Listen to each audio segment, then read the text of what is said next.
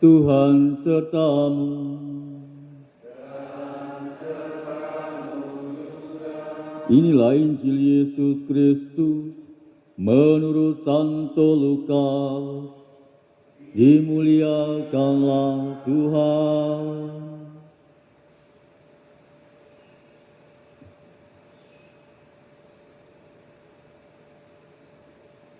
Sesudah dicobai iblis di padang gurun dalam kuasa roh, kembalilah Yesus ke Galilea, dan tersiarlah kabar tentang Dia di seluruh daerah itu.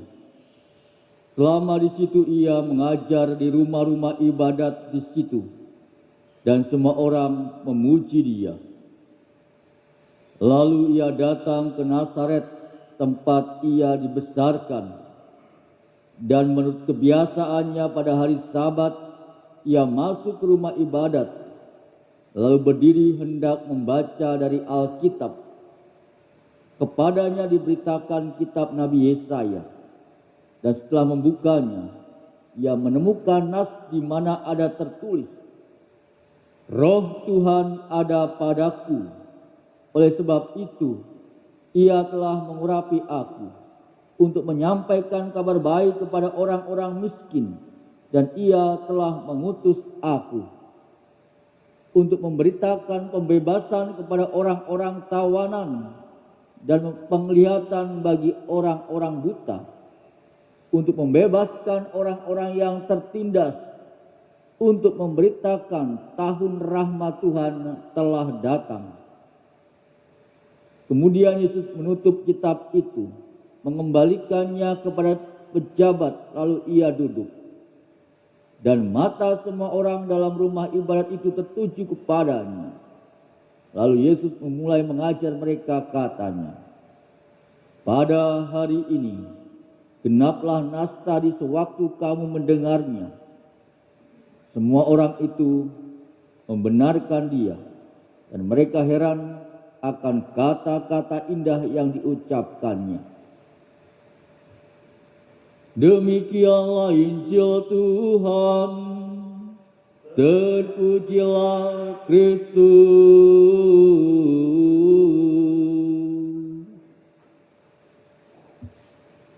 Para suster, Bapak, Ibu, dan saudaraku yang terkasih, dalam Injil Lukas bab 4 ayat 18 sampai 19 terangkum seluruh tugas yang akan dilaksanakan oleh Tuhan Yesus.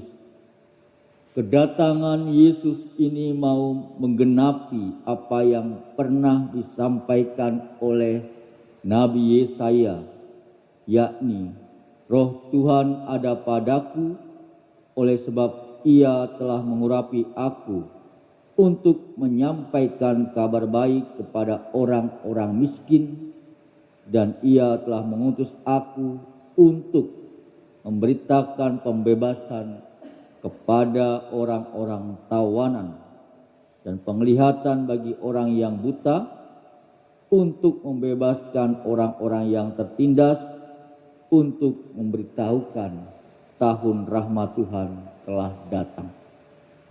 Inilah tentunya tugas perutusan Tuhan Yesus. Dan Ia datang untuk menyampaikan kabar baik dan juga memberitakan keselamatan Allah bagi semua manusia. Tugas perutusan ini dilaksanakannya hingga Ia pun wafat di kayu salib, yang merupakan puncak dari seluruh karya Yesus. Melalui pengorbanannya pada keselamatan menjadi nyata, dan dosa-dosa ditebus olehnya, dan pada akhirnya rahmat kebangkitan dilimpahkan. Para suster dan saudaraku yang terkasih, sebagai umat beriman, tugas memberitakan kabar baik dan juga mewartakan keselamatan itu tentunya menjadi tugas kita semua. Melalui baptisan yang telah kita diterima kita diangkat menjadi anak-anak Allah dan Roh Kudus dicurahkan kepada diri kita dan kita dilahirkan kembali sebagai manusia yang baru. Dan tentunya akhirnya kita pun diutus untuk melanjutkan karya-karya Tuhan bagi sesama kita.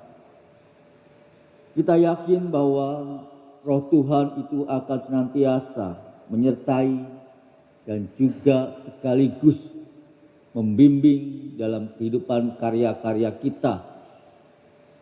Kita menjadi bagian dalam tugas-tugas karya perutusan Tuhan, yaitu mewartakan kasih dan juga menjalankan semangat cinta kasih itu sendiri.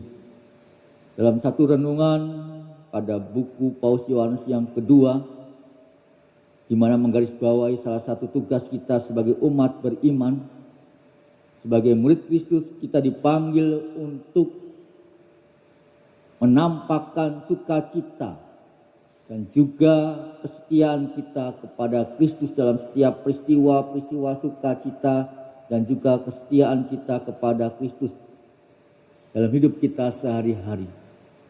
Artinya, di mana hidup kita ini menjadi sarana pewartaan Injil, pewartaan kabar gembira itu sendiri. Menurut Paus Yohanes kedua, tugas utama kita adalah membawa Kristus kepada dunia dan membawa dunia kepada Kristus. Bagaimana hal itu bisa dilakukan? Tentu kita dipanggil untuk memahami dan juga bekerja bagi sesama untuk menjalankan dan juga mengarungi kehidupan ini. Bersama dengan Kristus dan juga setiap orang kita bersama peduli akan nilai-nilai kemanusiaan dalam cinta kasih itu sendiri. Mari kita mohon kepada Tuhan, rahmat kasih Tuhan, agar kita pun dimampukan untuk menjalankan tugas-tugas karya Tuhan Yesus Kristus ini di dunia ini, sehingga kita pun mampu untuk menjalankan dalam kegembiraan dan juga sukacita hidup kita. Kemuliaan kepada Bapa dan Putra dan Roh Kudus,